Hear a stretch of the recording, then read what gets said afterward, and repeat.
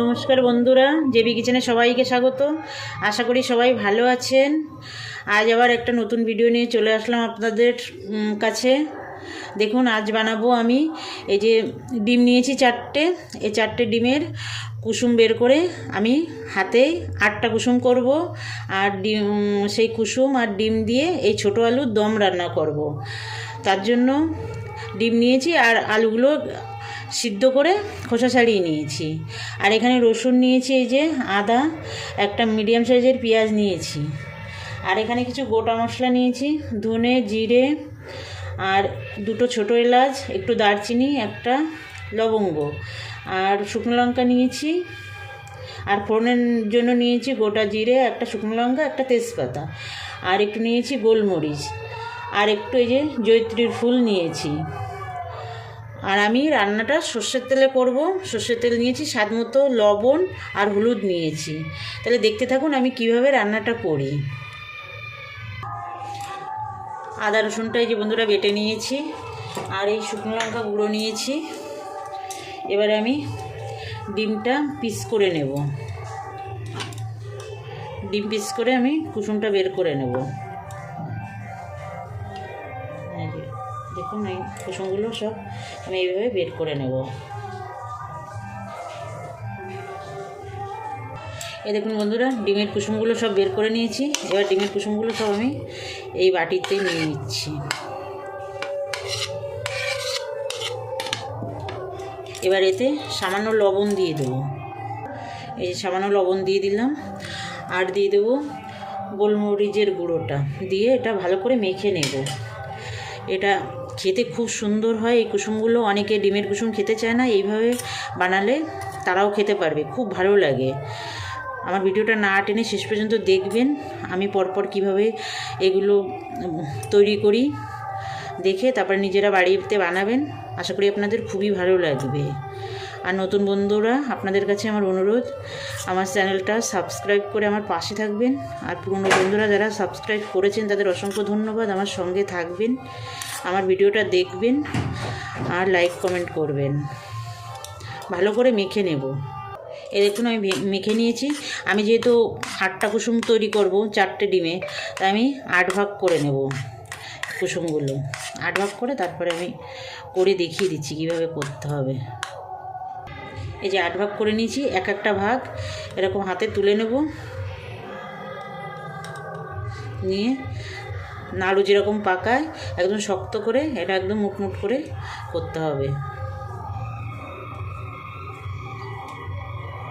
একটা কুসুমে 2টো করা তো, এই জন্য একটু ছোট সাইজ হবে, কিন্তু খারাপ হবে না, আর খেতে খুবই ভালো হয়। লবণ, তারপরে গোলমরিচের গুঁড়ো পড়ছে, খুব সুন্দর লাগে খেতে। বানাবেন বন্ধুরা। আর এটা একটু ভেঙে যাবে না, একদম যেমন তেমনই থাকবে। এই যে হয়ে গেছে একটা, আর একটা বানিয়ে নেব।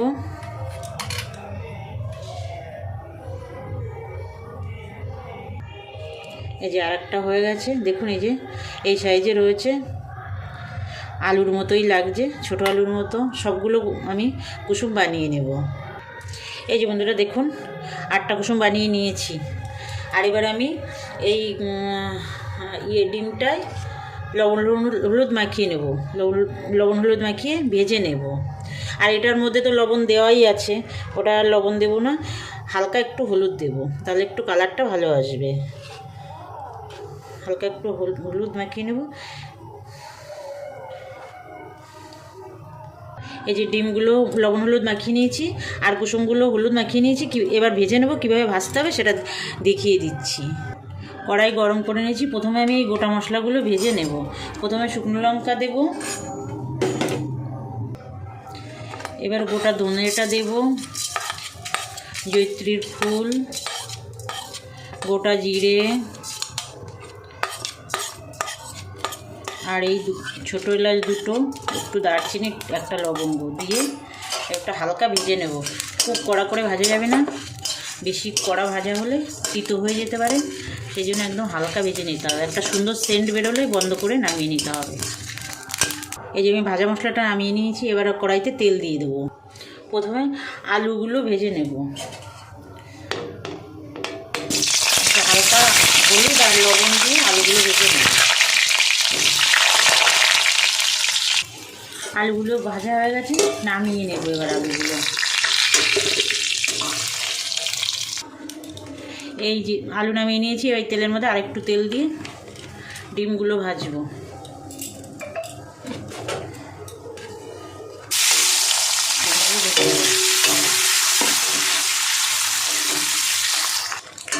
দেখুন বন্ধুরা, ডিমটা ভাজা হয়ে গেছে, ডিমটা নামিয়ে নেব। খুব কড়া করে ভাজা যাবে।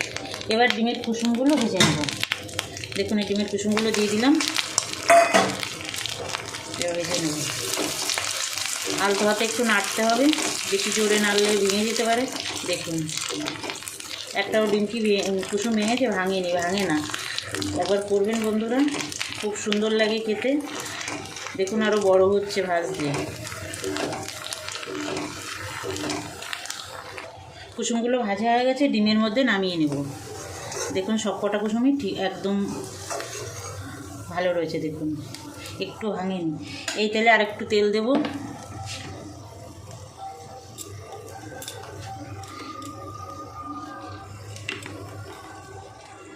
তেল দিয়ে এই শুকনো লঙ্কা, তেজপাতা আর গোটা জিরেটা ফোড়নে দিয়ে দেবো। ফোড়নটা সুন্দর ভাজা হয়ে গেছে। এবার আমি পেঁয়াজ কুচিটা দিয়ে দেবো।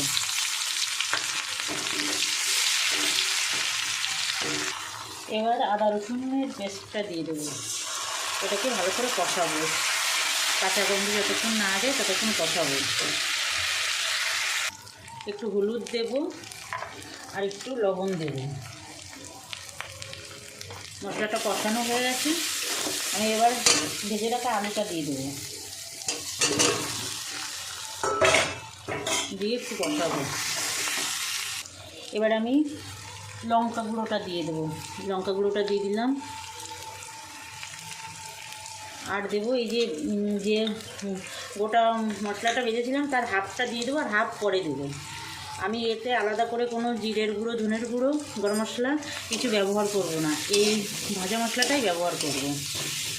একটু 2 মিনিট কষিয়ে নেব। কষানো হয়ে গেছে, এবার আমি গরম জল দিয়ে দেবো। আমি সবসময় বলি বন্ধুরা, গরম জল রান্না ব্যবহার করার জন্য। এই গরম জল দিয়ে দিলাম। গরম জল দিলে রান্না অনেক স্বাদ বেড়ে যায়। 2টো কাঁচা লঙ্কা দিয়ে দেবো।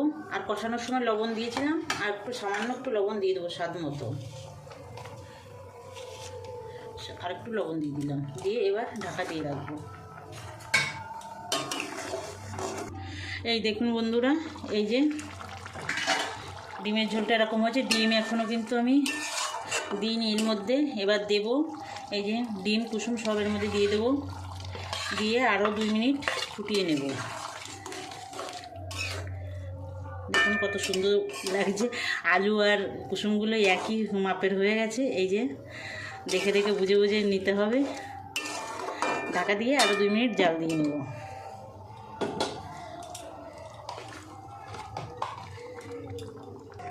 এবার যে ভাজা মশলা বাকিটা ছিল সেটা উপরে ছড়িয়ে দেবো। ছড়িয়ে দিয়ে এবার ঢাকা দিয়ে 1 মিনিট ফুটিয়ে নেব। দেখুন বন্ধুরা, রেডি হয়ে গেছে হাতে গড়া কুসুম ডিম দিয়ে আলুর দম। দেখুন বাড়িতে যদি ডিম কমও থাকে তাহলে কোনো সমস্যা নেই। 4টে ডিম থাকলেও 8 জনকে কুসুম দিতে পারবেন আপনারা এইটা বানিয়ে। আর খেতে তো দুর্দান্ত লাগে, বানাবেন বাড়িতে একবার। এবার আমি নামিয়ে নেব। হয়ে গেছে, গ্যাস অফ করে দিলাম। এই যে বন্ধুরা, নামিয়ে নিয়েছি হাতে গড়া কুসুম ডিম আর ছোটো আলুর দম। দেখুন কত সুন্দর হয়েছে দেখতে, খেতে কিন্তু দুর্দান্ত লাগে। বানাবেন বাড়িতে একবার, বানানোর অনুরোধ রইল বন্ধুরা। আর শেষ করার আগে আবার আপনাদের কাছে আমি অনুরোধ করছি, নতুন বন্ধুরা আমার চ্যানেলটা সাবস্ক্রাইব করবেন। আর পুরনো বন্ধুরা যারা সাবস্ক্রাইব করেছেন সঙ্গে থাকবেন, তাদের অসংখ্য ধন্যবাদ। আমার সঙ্গে থাকবেন, আমার ভিডিওটা দেখবেন, লাইক কমেন্ট করবেন। আজ তাহলে এই পর্যন্ত থাক, আবার দেখা হবে নতুন কোনো ভিডিওয়। নমস্কার।